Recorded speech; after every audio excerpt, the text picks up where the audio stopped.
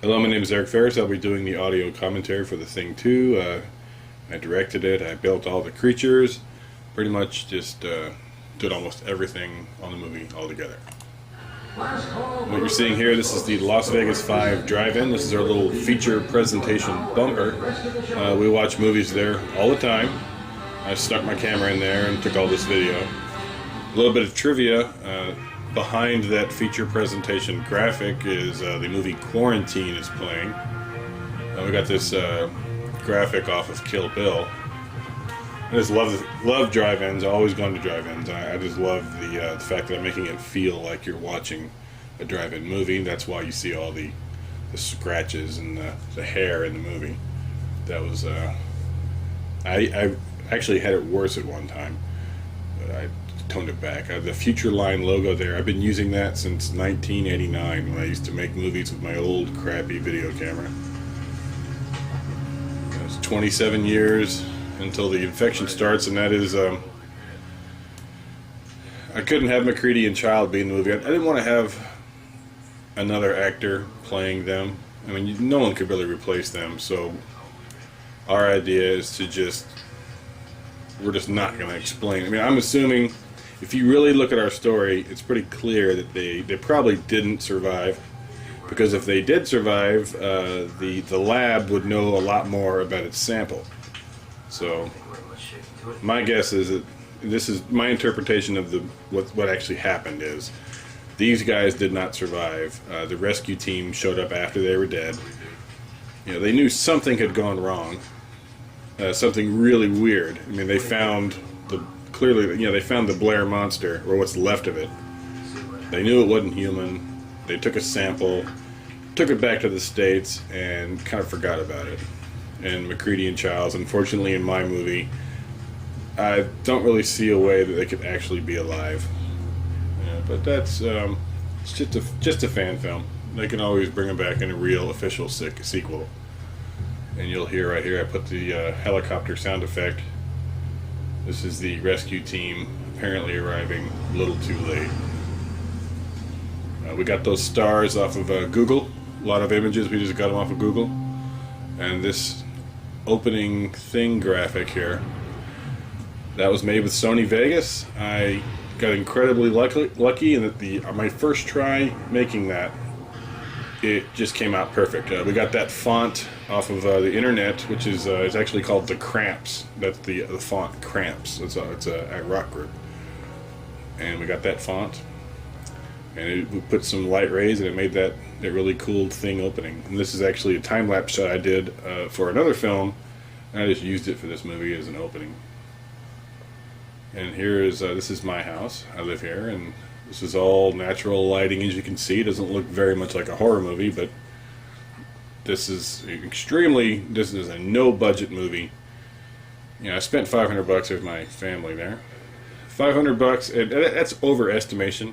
It's probably not really $500. It's up there somewhere, and that's just for mounds and mounds of tape, newspaper, and hobby paint and liquid latex. I don't know who that guy is on the screen there. He's not a very good actor. I don't know who he is. I shouldn't work with him again. Very loose story. This is really more of a tribute to The Thing. The story is only there to get you from point A to point B so that I can show another monster. A lot of people are having trouble with that. This sign is actually up there at Mount Charleston. There's a house out there that has that sign. Apparently they're very private. And these are my bosses from work. Just asked them if they wanted to be in the movie, and everyone, a lot of people just volunteered to be in it. Didn't take much persuasion to get them in there. And they are not in the room together, by the way. I filmed them separately because their schedules just didn't work out. So that's me talking to them, and then I just cut them together and cut me out. This is our very, very cheap lab set, which is just a dark room with some green lights, and that microscope, I actually made that myself. Old camcorder. Those blinking lights are actually automotive strobe lights that I got at AutoZone. Those actually were kind of expensive. It was like $30 for those, but they had a cool effect to it, I think.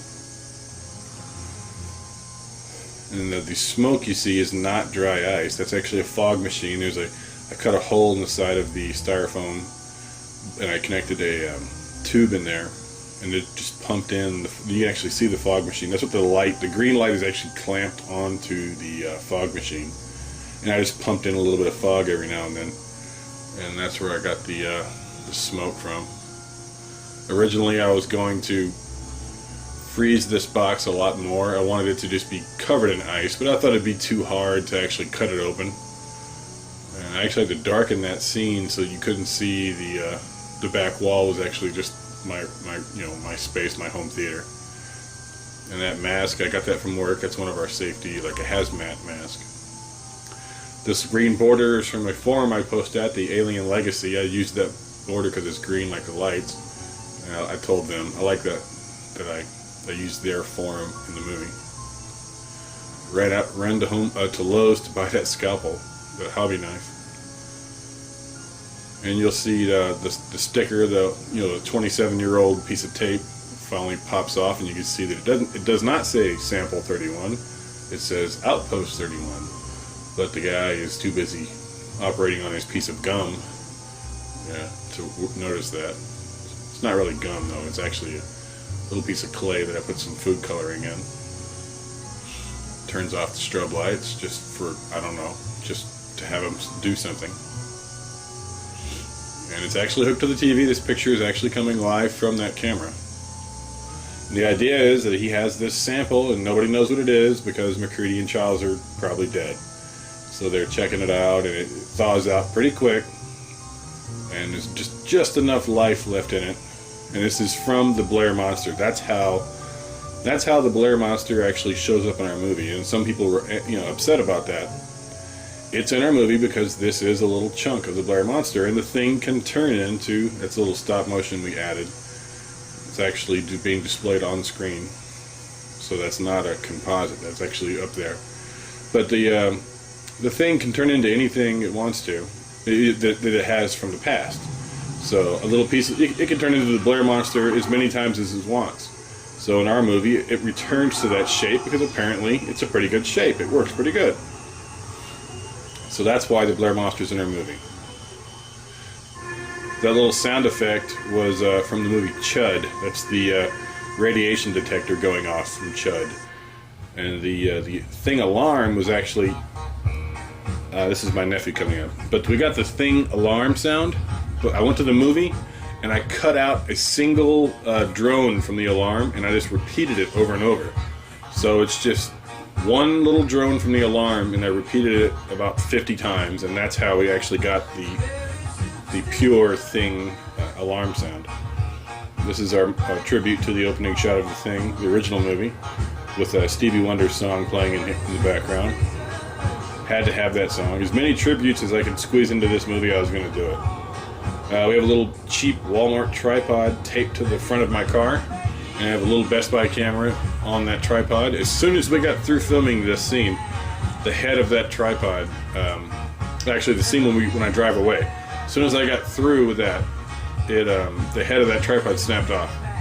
So if I'd have filmed 30 more seconds, I would have destroyed the camera. There are people all around us while we're filming this, so we were definitely, this is not a close set or anything. There are people, this is actually what was happening all around us right here. And I wanted to show that this is, families are all around, this very ominous thing is going to happen.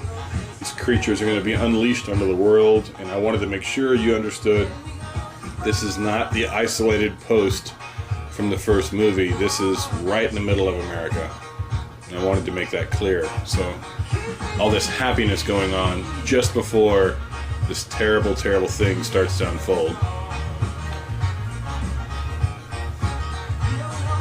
Just throwing this in just to give us a setting for the first attack to happen. Just, put the tent out there, and we're not really allowed to camp out there, so I was a little bit worried that they would tell me to take that down, but they didn't. And those sound effects are real. That's what really the sound happening out there.